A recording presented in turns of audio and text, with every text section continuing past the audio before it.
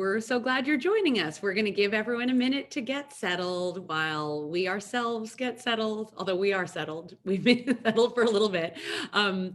Looking forward to having our conversation with Liz Deschenes and the What is Contemporary Art team.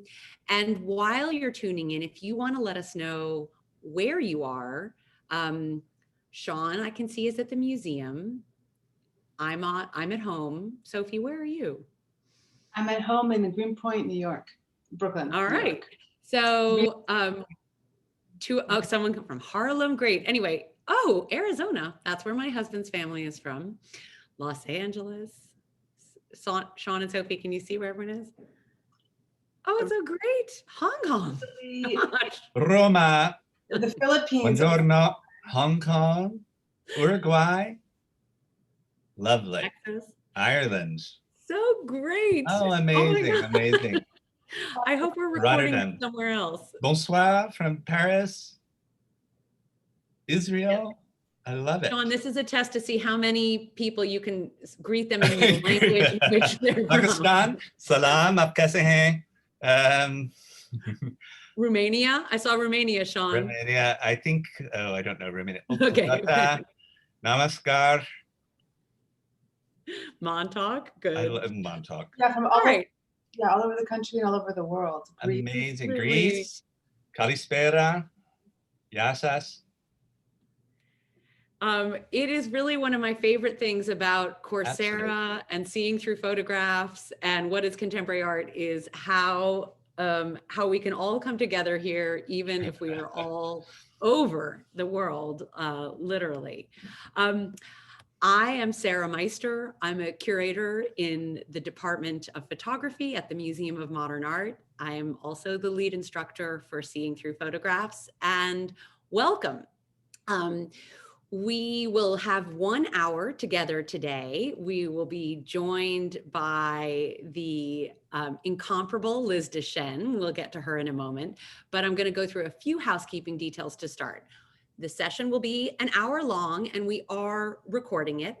We will later share the recording in both Seeing Through Photographs and What is Contemporary Art. So don't worry if you want to relive any moments of today. Please feel free to post your questions in the Q&A section and use the chat more to talk with other members. So thanks for telling us all where you're from. We're really thrilled that you're here today. Make sure you select... That's my dog. Sorry. Wow. Okay, Sean, take it away. Or Sophie, you want to introduce yourself first? Sure. My name is Sophie Cavoulacos, and I'm one of the instructors of the course What is Contemporary Art, which explores that question, a very open-ended course, looking at 70 works in the collection made from 1980 to the present, with a focus on work made in past 10 years. And this is our second co-presented course with Seeing Through Photographs, and I really love this kind of cross discipline and cross course dialogue. So thanks so much for being here. Okay, sorry about my dog. Before you introduce yourself, Sean, I'm going to finish the housekeeping, which is that you can turn on automated closed captioning by pressing the little CC button in the bottom right of the Zoom window on your desktop, and or you can click the 3 dots for more and then view subtitles. And as Sophie mentioned, we're co-hosting this together. So Sean, why don't you go ahead? And very happy to always join both Sarah and Sophie in these conversations. I'm very grateful to all of you and our special guest star this morning. My name is Sean Anderson. I'm an associate curator in the Department of Architecture and Design here at the museum. And I am also a co-instructor with Sophie of What is Contemporary Art. And I would say, Sarah, that you could bring the dog over, but it doesn't sound like a lap dog. So might not be a good idea this morning.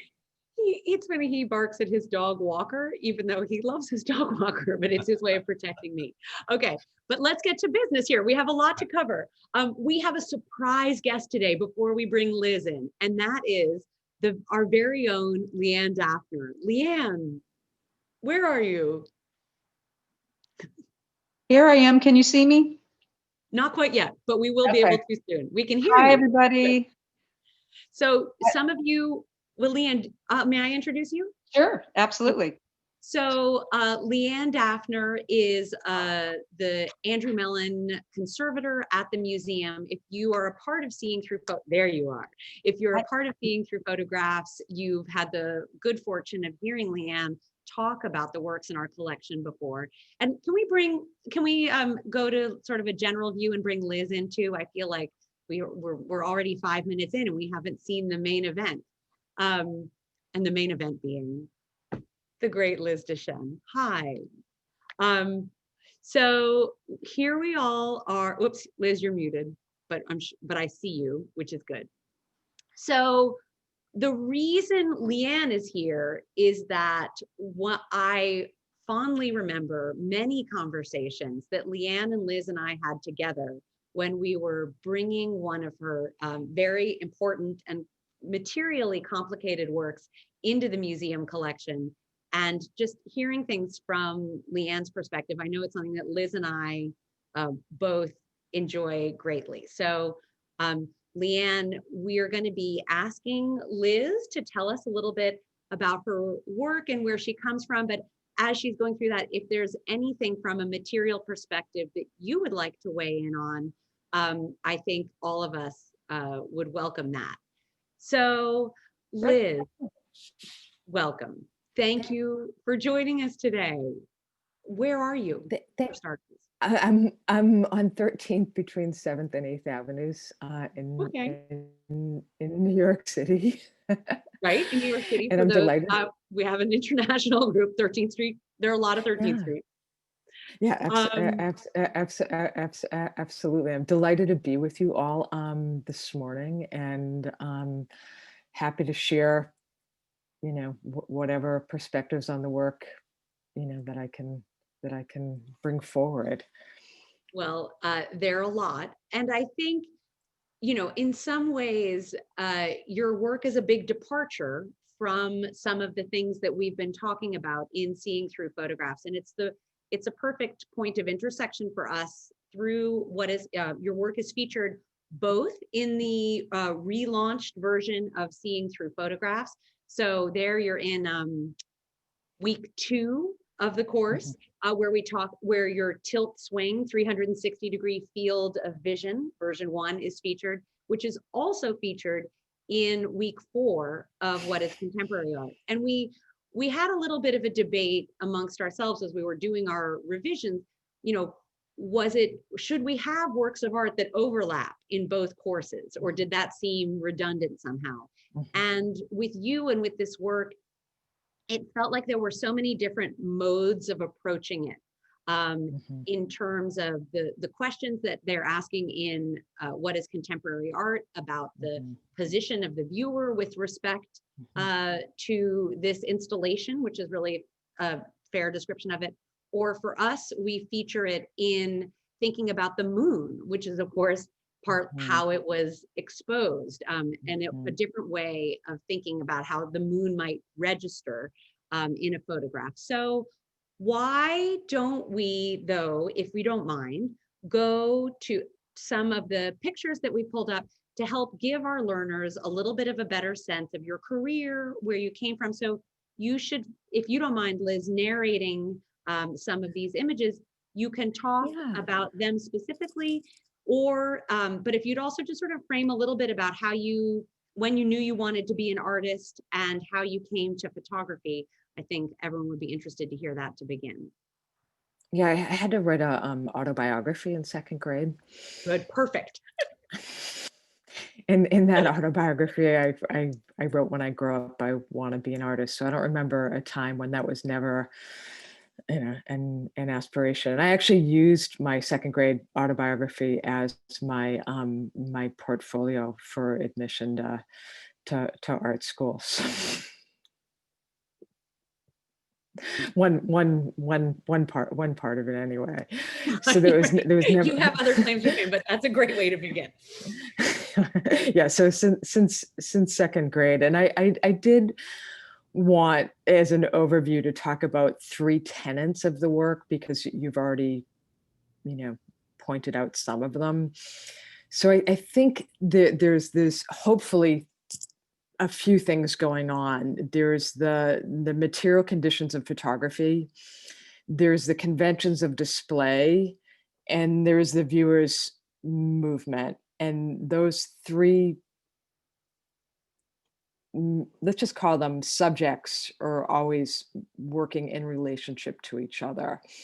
And I think that, this work certainly elucidates that. The viewer can be, in the best of times, either outside of the work, inside of the work. It's from a drawing that Herbert Bayer did in the 1930s that never got actualized or realized.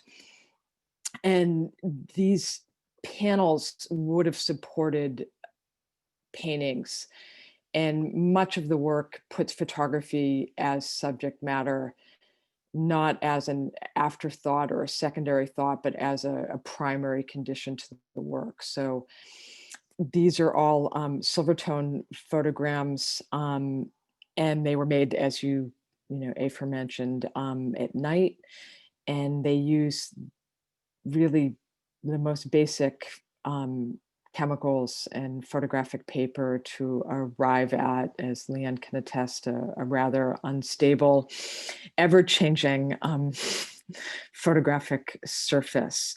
So those three things in relationship to each other, the material conditions of photography, the conventions of display, and the viewer's movement, they all involve change. And some of it I can manifest, and some of it is left to chance.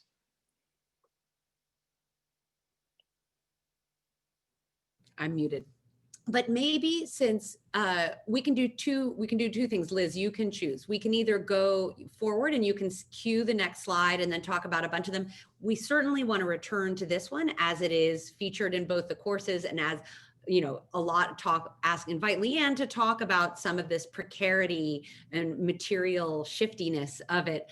But do we, maybe we'll let you continue and talk about it, just to give people a little bit more of an overview of your work, and then we'll return to this one. Is that okay? So Chris, can we go to the next, or I should say, what would you prefer to do, Liz? Well, there's a few more slides Okay. of this work, and I think Next slide. helpful If for you viewers just cue to see. Chris, he'll bring the next slide up. So there, obviously, you see yourself seeing, you see the architecture of the room, you see the works reflected in the work. So as opposed to one frozen moment, which is often the expectation of photographic materials, documenting change in a fixed way, these works allow for, a sort of filmic version of viewing. Like, what you see changes depending on your perspective as the viewer, and your decisions as a viewer, to shift your perspective. So it requires active participation and not passive participation of the viewer, which is certainly a shift from the conventions of viewing much photography, which we'll just find, on the wall, as you said, Sarah, earlier, with spaces in between. Here you find the work on the floor, on the ceiling. And I hope that the work allows for an expanded view of viewing.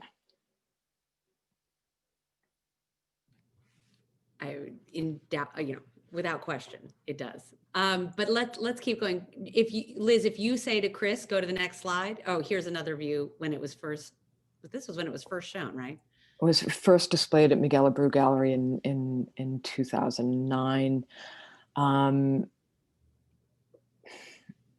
Liz, was the grid on the floor already there? Yeah, the gallery had been a Buddhist temple, so that's the floor from when the gallery had been a Buddhist temple. Nice.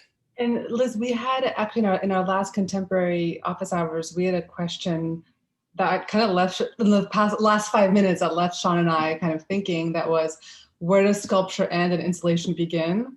It's like really kind of a big question, and maybe in relation to this work, we could iterate on that question: where does the photographic object or a photograph end, and what makes something an installation if you do think of it as an installation? I think of it as being all of those things simultaneously, and not as, discrete subjects. Hopefully that, it's a photograph, it's a sculpture, it's an installation, and it takes on its environment. So hopefully it embraces all of them. And it's one of the nice things, I think, for one of the reasons MoMA is so pleased to sort of grapple with this work is like, which department is responsible for it? And this is maybe Lee Ann, maybe while we still have these slides up, I think, is there one more image of this? I can't remember on the slide, but Lee Ann, maybe you would chime in a little bit about the process of your role as we were thinking about acquiring this work and what that meant, because Liz, you weren't making it easy for us. The works are fragile. They are changing. You want them installed in such a way that poses other risks, and of course it's our joy and our responsibility to respect those things, but also to think, how can we as an institution care for this so that 100 years from now, someone else might experience that similar sense of disorientation with respect to it. So Lee Ann, do you want to talk a little bit about what Sure. what am I? Yeah, no, and I can work so much and where it challenges you. Yeah, there's so many aspects to talk about with this work. So let's just start with the logistics, and we'll focus on the materiality maybe in a little bit. But one thing that I don't think you get from these slides is the scale of the work. Each of these panels is really big, and I was just quickly trying to find the dimensions. Liz, of course, you probably know, but I mean, each panel is really big. Are they like 4 or 5 feet long? 5 feet long, and change with the width with the dimensions, the width changes, but it's really a big work of art. And yet the surface is probably the most fragile surface I have ever worked with in my career. It is a masterpiece. Yeah, do you take care of fragile things? I deal with some of the most fragile things in, photographic collections, and this tops it, really. This really tops it. But it's a masterpiece in photographic material manipulation, and we can talk about that in a little bit. But so this work came in through the painting and sculpture department, and even though they do acquire quite a lot of photography, they have a small percentage. I think that it was a little bit complicated because of that sort of curatorial administrative aspect, but the curator in that department was, adamant that it was time to acquire this work. And so it was a thrilling moment for all of us. It was really more about, okay, if we're going to acquire this work, what do we need to do to preserve it? Because it's not, I wouldn't say it's ephemeral, but it is highly reactive. And in many, many conversations which began that day with Liz, we talked about the moment at which this work will no longer be exhibitable. I mean, there is a degree of change that we will reach, and that we will not be able to show as per the artist's original intent. So, from that moment, it was more about deciding, how do we store? Should we have some exhibition copies, that we can turn to when the day comes that a certain state of the work is no longer exhibitable? So there were many aspects that had to be worked out, and Liz was incredibly generous. So, it's sort of the dream project. You work with a living artist who is active in their career. and is willing to, work with an institution to help realize a long-term acquisition. But Liz, maybe you would speak to, thinking of as you engage with this, in part, as you were saying, it changes on the viewer's movement, it changes, based on these material conditions. At what threshold do you decide that this no longer satisfies the engagement, that interaction? Would you mind talking to that? I don't think that I know what that would be yet, Sarah. I mean, and that's part of the reason why I think, I make the work is I don't, I don't know, ongoing what the relationship will be with some of the works, and I think that as artists we can control, as I said, so much of what we do, but then there's a lot left to chance. I don't want to sound evasive, but I don't have a clear answer to that. I was just thinking in a way that it's not a form of letting go of the work once it goes into the institution, but perhaps letting go of the process that you began with the individual, say, fragments of the work itself, right? That temporality and entropy are embedded literally within the making and the thinking and the future of the work in it. Whereas I would say that and Sarah and Lee Ann, correct me if I'm wrong, and Liz, like to think of photography as a stable medium is a kind of falsehood, because it's all unstable. And so much of the work that all of you do is to keep the image, or to keep the surface alive long enough so that we can continue to see it.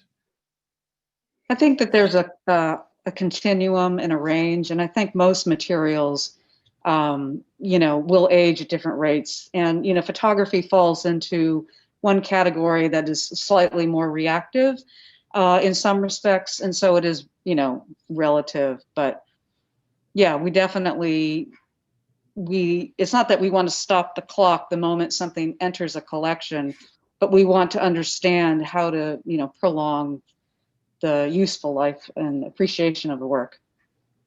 I think that's true. I also think, Lee Ann, some of the most interesting conversations that you and I have, and that we've had with Liz, is to think about, as Sean was saying, that idea of temporality and entropy. It's like, how do you approach a work on its own terms and understand that for some, being pristine isn't the goal, and that really approaching each object as an individual thing. Even in photography, it's the difference, as we talk about in Seen Through Photographs all the time, between an image which doesn't have, which changes scale and platform and, can look different ways at different times and is infinitely reproducible, and an object which has a materiality, which is subject to all kinds of conditions, sometimes ones that are invited by the artist, I think, as Liz does, and some which are more almost incidental to the object's history. So there have been some really interesting questions in the Q&A, and maybe we'll take this pause before we go on to say, there are a couple of questions. One is the material, and the first question then I'm going to ask Liz to answer. Susan asks, what's the material upon which there is an image? It looks like mylar to this person. So this is in part why we're doing these in focus sessions. We wish we were in the gallery so that you could see it yourself. But Liz, if you wouldn't mind talking a little bit about the materiality, and then we'll shift to Lee Ann talking about, Warren asks, what makes them so fragile? Janice also asks, why is it so fragile beyond its scale? And Lionel asks the same thing. So Liz, if you would talk about what it is, and then Lee Ann, you could talk about why it's so fragile, that'd be great. It's traditional black and white silver gelatin paper that's gone through a developer, a toner, a fixer, a wash, and then mounted to a dye bond substrate. So the work aside from the substrate is completely photographic, analog. Same thing that you can make in your, dark room, but at a much, as Lee Ann said, but at a much, much larger scale. So therefore not made in the dark room. And I think importantly, not made from a negative. In other words, if No. you're a many photographers would take this point of this paper as an invitation. But why don't you talk a little bit about what you expose the paper to before those processes that you... The paper is being exposed to ambient light and making them at night. So, some of it is moonlight, starlight, ambient light from the buildings, whatever light is in the midst of where I'm working is what is exposing the paper. And many of the gestures on the paper are from me handling the paper. So as opposed to a pristine object, it's an object that has the memory of making it. That's amazing.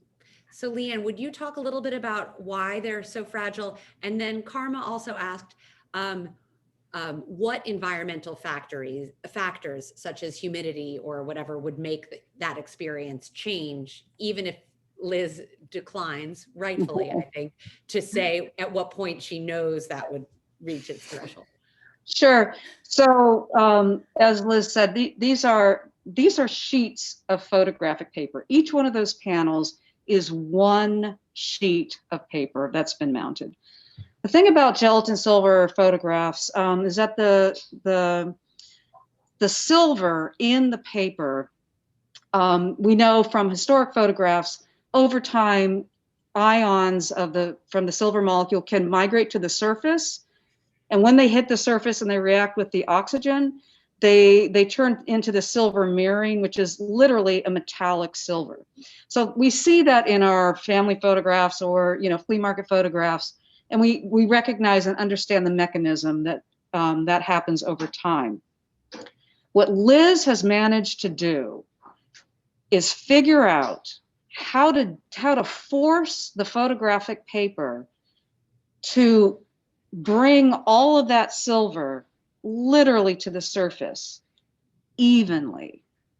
And she's not even getting into the fact that, I don't think there's anyone else that can do that. I'm sure she could name one or two, but this is an unbelievable manipulation of the photographic paper. I mean, it's just outrageous that she's able to do this. It's so beautiful. Excellent.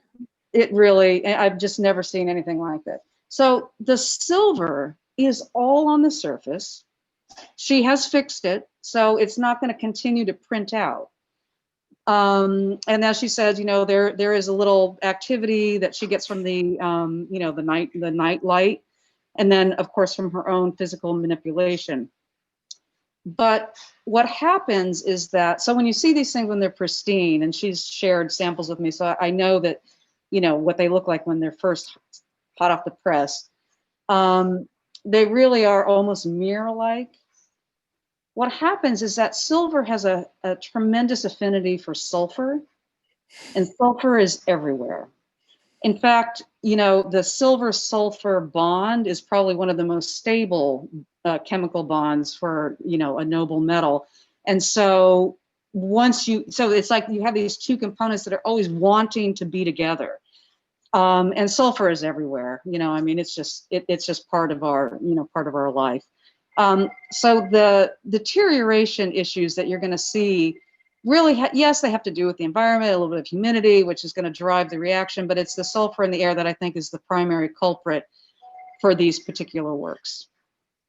I mean, Liz, isn't that why we love having Lee Ann around? So she created us these things. It's like you make it and you do such a masterful job. And then we have a conservator who helps us actually understand, right?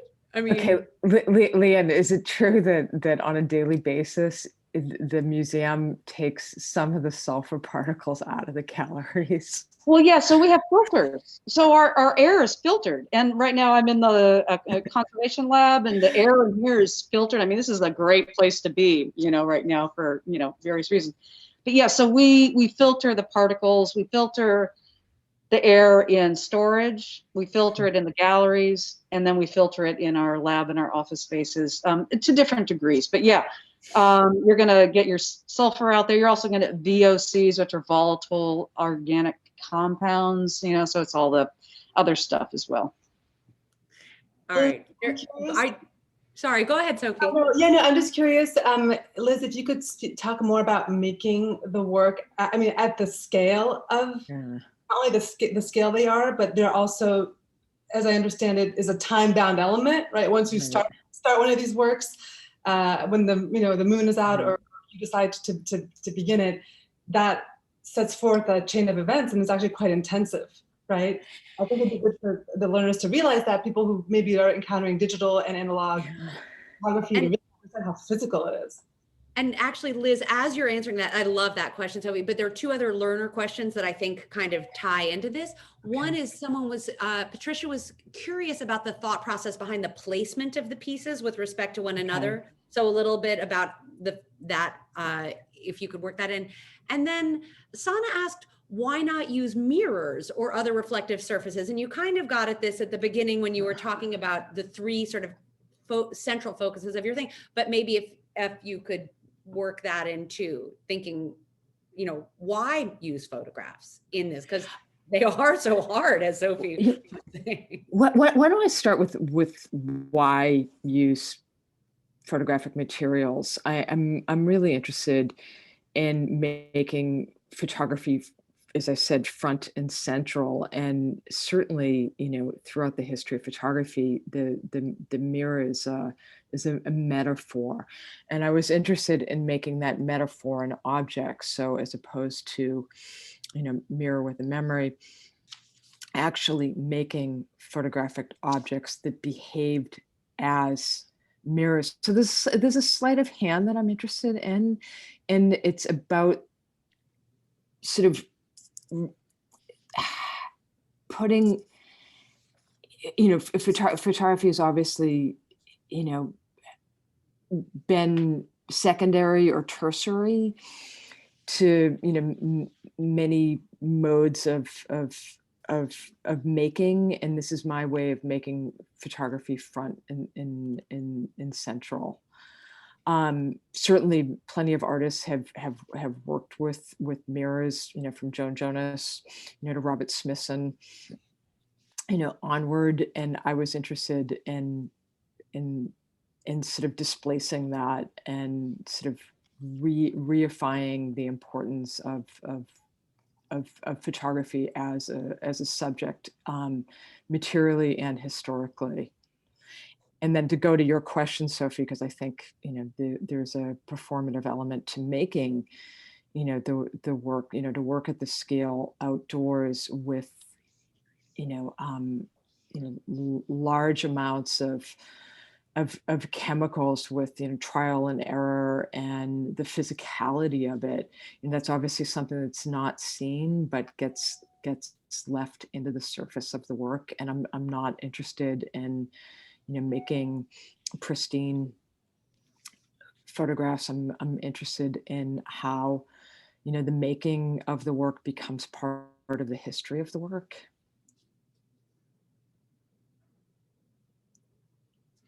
And do you want to, the third part of that was about the decision about the placement, which maybe this person didn't quite talk a little bit more about Beyer and your relationship with that plan.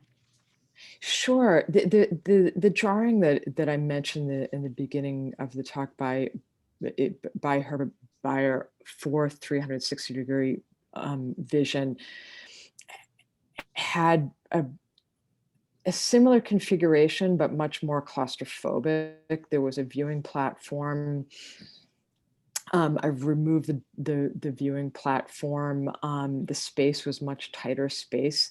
It didn't allow for the architecture, to become as important as it is with these with these configurations. So I've expanded upon, you know, his interpretation of 360-degree field of vision, and hopefully I actually allowed for it to be 360-degree field of vision and not a controlled environment. I mean, it goes to the question too with Beyer. I mean, Beyer sets out a possibility for viewing, and as you see, as you said, you see yourself seeing in both his diagram as well as in this work, and it makes me start to think about how exhibitions and say even Cabinet of Curiosities, this way of constructing an interior universe through which seeing becomes the operative mechanism by understanding the world and understanding potentially by extension ourselves. So I love this idea that even on the ionic microscopic level, there's a degree of companionship in your work. And so that when we are looking at when we're looking at the individual panels, in as much as ourselves in those panels, potentially, we are in companionship with sulfur and silver and the world around us. Yeah. That's beautiful, Sean. Thank you. Sean. I hadn't really thought, you know, there is that I like the way of describing it as a companion, because you sense how important you as a viewer are to your work. I think maybe we'll go on to the next one to give people another sense, because I'm not sure if could we go to the next slide, Chris, please? Okay, so here's another installation view, but we're going to keep going. Next one, Chris. Okay. So this is another work by Liz that's in the museum collection. And if you don't mind, as we get into this, I'd like to begin by reading a little quote from an interview that you did with my colleague, Roxana, about this piece, which I think very succinctly describes what it is we're looking at here. Where again, I think that sense of the essentialness of you as a viewer feels present. Okay. By misregistering two pieces of film, the resulting print has the illusion of movement, which is largely associated with film. When photography has movement, it appears as a blur. To confound that limitation was a challenge. To make something with a property largely outside the confines of photography and the expectations that are brought to looking at a photographic work. I was also interested, and I being Liz here, in the moire's capacity to extend beyond the frame. So, you know, can I just say I love hearing you talk about your work, Liz? But maybe you go into a little more detail and say, like, what is it that we're looking at and why it does feel as if it's vibrating, but in part why we feel that way is because of our human vision. And the size of the work, I think, is really important, because it's essentially, you know, the size of, you know, most human bodies, and that is a, you know, a particular concern of the work, that there always be a relationship between the body and the work. And it's essentially two black and white negatives that I made, that I printed on color paper. No two are the same. And the pattern arrives by misregistering these two negatives, because if they were perfectly registered, it would not have the undulating pattern, and it would not have the after image that's so important to the work. Yeah, and I think there have been some, Thierry asks, you make viewers aware of photography's borderlines. Is it also to transform them as a photographer? To transform the material? Well, I maybe to transform our sense of what the boundaries are for, you know, in other words, the moire effect is something that you know, when you're working on a book, for instance, you're fighting desperately against it. You know, you want to? Thanks for bringing that up, Sarah, because you know these are or would be in many conditions an artifact that you remove. And when I have worked with subject matters, it's generally what we don't see or what we don't want to see or what we eradicate or what gets dropped out in terms of the green screen, what gets left behind. So it's not only looking at the material conditions of photography, but it's also making subject matter what doesn't get seen or doesn't get paid attention to. Yeah, I think, so maybe what we'll do is, Sean or Sophie or Lee Ann, does anybody want to chime in some thoughts about any of the works from the Moire series? I would just say, I was going to ask, and its relationship to some of the questions and observations of our learners is the Moire series feels to me very, they implicate the viewer, not in a negative way, but they implicate in our potential desire to see more or to want to see more, right? So by showing us that misregistration, even though that's the process, that we're seeing, in a way, we're seeing beyond the misregistration. And therefore, it complicates our own relationship as viewers to the work of photography. In as much as, say, the broader idea I think that Sophie should speak to about the filmic, right? Because the filmic also is movement-based. And I was thinking of like is it Nietzsche who did the first daguerreotype in Paris, and the figure is standing, but obviously moved. So you just see the It's movement. actually the street. The crazy thing about that is the street looks empty, Exactly. other than the person who was getting his boot shined. And that was only because he stood still for long enough to have his boot shined that he registered at all. But in fact, the many other people who were there, the boulevard looks empty, but it was only because they were moving too quickly. Perfect, right? Love that. Love it. So it's like this, I don't know, it's like we want one thing when we think of or photography, and then you're presenting us with, in a way, the other side of us wanting something from photography. That's nice, Sean. Should we give our viewers just a little bit of a soupçon of some of your other work that we've prepared? Because Liz had a beautiful show organized by my former colleague, Ava Respini, at the Institute of Contemporary Art in Boston in 2016. And I think we have a few installation views of that. So Chris, if we could go to the next line. Scott asked, what drew you?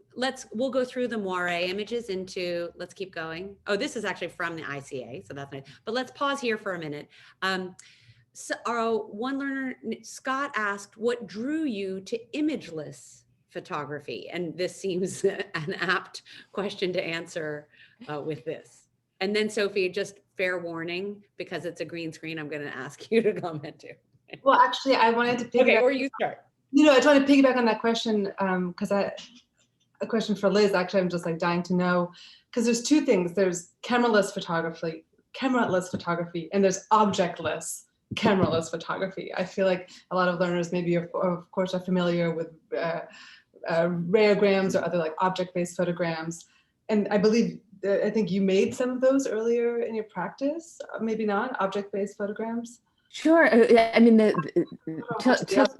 tilt square or photograms, and the Moires are from 8x10 negatives. Mm-hmm. So every investigation demands, you know, a different procedure. There's not one procedure to the work, which I think is a good way to address the viewer's last question, which is this, when I made it, was a state-of-the-art inkjet print that could act as the thing it's depicting, which is a green screen, which is obviously used in special effects, from the most monotonous person standing in front of a weather chart to, the most, fabulous, stunt action series. So from the mundane to, Hollywood, state of the art. So why imageless? Because I want to point to the potential of making images. Obviously this contains a multitude of possibility for image production. So as opposed to not being about images, I think they're all about images and our relationship to them. Yeah. And I think this when you're thinking about this or a tilt shift, there are been several questions about sort of where you position yourself as a viewer. So, and so Neil asked, can you stand in the center of tilt swing to see all the facets at once as buyer? I mean, except at MoMA. Anyway, we can get into that. Sometimes yes, and sometimes no. It all depends. Lee Ann, do you want to maybe we'll. Well, there's no question that the best way to, appreciate that work is to walk right through it, and to really just immerse yourself, because you see the surfaces, and it's just the only way to really truly appreciate the work. However, we've got concerns, so there's always a balance. And sometimes, I think at ICA, I think maybe there's certain days that people can walk through. I don't remember exactly, we try to work it out, We started off ambitiously and then we had to scale back. Yeah. And the reason for scaling back, just not to be so opaque for our learners, is like at a museum, our goal is to both offer the experience of a work of art in every way that an artist originally imagined it. So Liz imagined this work as something like Herbert Bayer, where you're standing and you're enveloped by it. At the same time, when you show something, we have millions of visitors every year, slightly fewer in 2020, but we hope. And it's also our responsibility to protect the work. If it's trampled or made otherwise damaged in such a way that is that can be a consequence of too many people seeing it under certain circumstances, then we also need to find a balance that both allows for the experience of the work that is close to, if not 100% of what Liz imagined, but also mindful of our need to be, responsible custodians for it. So I think. Yeah, and I think of the three pieces that you've shown of Liz's work, they're all sort of out there. Even Moray is not glazed. I think it's a laminated, possibly, if I remember correctly, but it's not glazed. And so it's really, her work is really about coming up, no barriers. There's no barriers there, which again is really important, but they're also super sensitive surfaces, like Sarah was just pointing out. So we need to sort of try to moderate that just a bit. And Liz, maybe let's talk a little bit about physically the green screen, sort of what it's like to be with this. And Sana had one more question, which was, how does this green screen transform from being an object to being an installation? Which I think gets at one of the things that Sophie was asking before. She feels as if contemporary art is more about the idea behind a work rather than the work itself. So even something comes across as mundane has this deeper concept behind it. Can the conversation be expanded to the way the work is interpreted by viewers? Which is an interesting thought. I think when you see any of these works in relationship to other series, you understand it relationally, and that's part of the reason why it is in such an important, configuration in the survey show, is that you see this sort of ongoing, investigation of layering, of color, of space, of time. So I don't see any of these as, particularly within the survey show, I don't see any of these as like discrete objects. And actually that points to Sophie, do you want to talk a little bit about, speaking of an installation view versus a memory of a space with Liz's work? Because when we were, Liz, before, anyway, I'll let Sophie. No, I know. I think I know what you're leading to, Sarah. No, I just had a question or a thought about basically the viewer's body in relationship to any of the works we've talked about, and questions of agency, but then also how it even ties into documentation.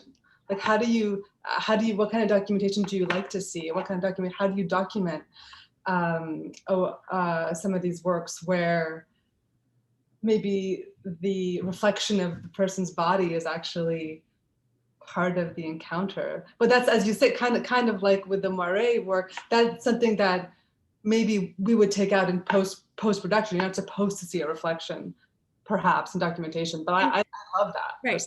And so, Sophie, just to quote you to you, when we were talking about this work, Sophie and I were talking about having seen your work at Mass MoCA, and that your sense of how an installation view of your own experience of it is almost underscores the kind of changeability and the centrality of that individual viewer's experience with your work. So it's like when, and I think many of your pieces do this, and you know it when you see them in person.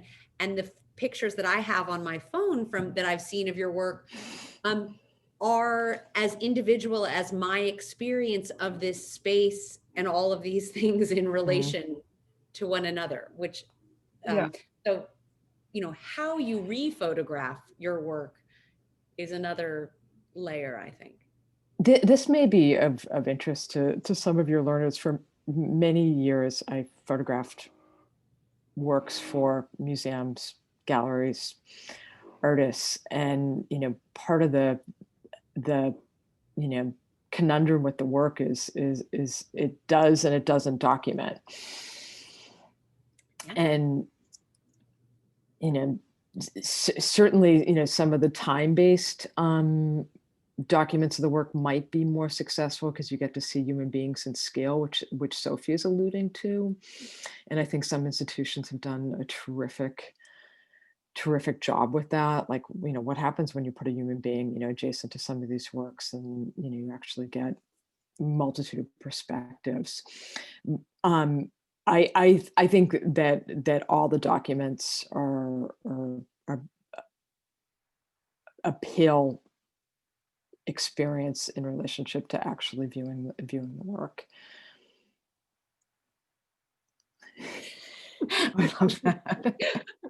Complete with the moire effect of the screen. Yeah, there we are. When I saw your show at Miguel Abreu a couple summers ago, I was not only extremely sad because I had just ended up a relationship, but I also was wearing a really bright yellow skirt, and like I was alone at the gallery, and I was just like, actually, this is what we're saying. Like, I have such an emotional and physical memory of that exhibition. Being alone in that space and the light changing over the course of the maybe half hour I was there by myself. So just to say, the personal and the physical and the emotive is maybe something that maybe our learners think is not part of, I don't know, work being made today, that it's more conceptual, more material. But what I love about your work is that there seems to be a room for all of that. I really appreciate you sharing that, because I think, you know, I've been grappling with the work in this particular, you know, moment in time, and I hope that it allows all the viewers, you know, the capacity to meditate, you know, on their own being in existence, and that's not it's not one thing; it's many things at the same time. And I think you and your colleagues have really thoughtfully alluded to that it's a multitude. And I think photography allows for a multitude of experiences in a way that I still find incredibly engaging. That the way we interpret it changes. Certainly, meanings are not fixed, and our relationship to it is ongoing. And I'm glad that you had an experience with the work that was just you alone. I mean, that's been one of the most remarkable things about seeing exhibitions. I saw Luigi Gary exhibition the other day on my own, and then I saw the Anne Truitt exhibition the other day on my own. How often does that happen?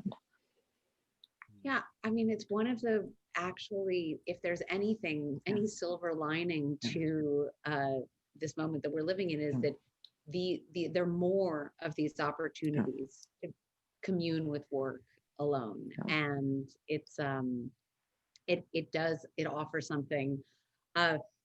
Oh, there's a really good question that's come in from Evan, if you don't mind my interrupting, because we're getting close to the end. But Evan asks, maybe the question for the photographic work, if it is good enough from the viewer's perspective, to stop and look long enough to make it active to the viewer, rather than assume that the work is passive. Does one need such mirrors to make the work become something? This guy has more of a statement than a question, but anyway. It somehow opposes the previous seen through photograph sessions of art, Lang, Bacon, the contemplation of things as they are without substitution. Maybe I'm not understanding this installation. And I would say, actually, maybe you are understanding it. In other words, one of the things that draws me to Liz's work is her interest in engaging, as she said, with the natural conditions of photography, with these conventions of display, with the viewer's movement. But those natural conditions of photography, meaning a Lang kind of photograph, are only as natural as we allow them to be. And I think one of the things that you do, Liz, is to bring us back to a level of thinking about what those natural conditions are by pushing them to their limits, and thus asking us, what does it mean to stand before something, whether it be a work by Lang or something like this. So it's true that this is quite different from, at least from our other seeing through photograph sessions. But I hope that what this hour has done is sort of bring forward ways of approaching this, and a little bit like the what is contemporary art, to frame it as a question, and it is okay to approach something that seems like, let's say, like this, that oh gosh, I tried to write down what you said, but it's something about the photograph that's acting as the thing it's describing. So this is not a green screen. This is a photograph. And it is laid and installed in such a way so as to evoke what it is a photograph of.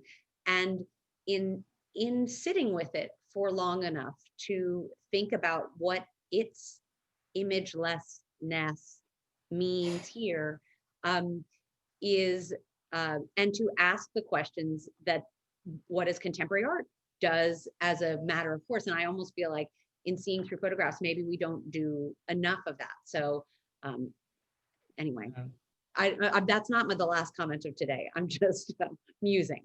But I would just say very briefly, Sarah, yes, just as well, that there's an unspoken contract between the viewer and the work, and by extension, the artist, and the physicality and the spatiality of a work like Green Screen here. And I love this idea of being present in front of the work.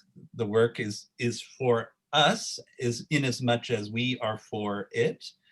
And that this relationship that Liz's work presents us is also an extension of how we imagine ourselves in the world. So as images proliferate, as media proliferates, and the boundaries between who we are as individuals and communities becomes even more blurred, what this work really consolidates, for me at least, is that relationship between the work of the work, and then the individual who has been given the privilege to think about and consider the work. So that's a lot of what we talk about over in what is contemporary art as well. Sophie, do you want to have a concluding thought? My concluding thought would be thinking of the green screen, something maybe alluding to film production. Moiré is also, we can talk about something that has a relationship to textile or has a relation to textile. And then we didn't talk about the title of the first work, Tilt's View, but that's has an architectural. Tilt swing. Tilt swing, forgive me. Tilt swing has an architectural background, right? Well, it's the movements of the camera to correct for perspectival distortion. Just think of photographs that are thinking so deeply about their nature, but also has a chance to have infiltrations from all different kinds of image making and world making. That's another part of the generosity of the work for me. Thank you. Yeah, Thank you. I think concluding with the idea of the generosity of this work, I think is a really nice way to end. To all of the Seeing Through Photographs and What is Contemporary Art learners, thank you for joining us. I'm sorry we didn't get to every single question. I hope we tried to touch on most of them, but mostly Liz, thank you to you. It is a joy to get to hear you speak about your work. The only thing better would be to hear you speak about it in front of it. And let's hope that before too long, that will be an option for us again. But in the meantime, thank you all. Thank you, Sophie and Sean, for co-hosting with me. Thank you, Lee Ann, for being our special guest. Thank you to Sarah and Chris and our whole AV team. Thank you to Sarah and Kelly and Arlette in education for all the work you do. We are very grateful to have our whole team. And again, concluding with thank you, Liz. I'm really grateful for the experience, and I think, you know, as difficult as it is for us not to be with each other, you know, these moments are uplifting, rewarding, and really necessary. So thanks for giving, you know, me an opportunity to speak with you all this morning. It's really, you know, it's urgent. It's necessary. It is. And we'll have a recording that we'll share on both of our courses. So if you missed any part of this, fear not. Thank you. Thank you. Thank you, Sarah. Thank you all. Bye. Thanks. Bye. Thanks, Liz. Bye-bye. Thank you all. Bye. Thank you, Bye. everyone.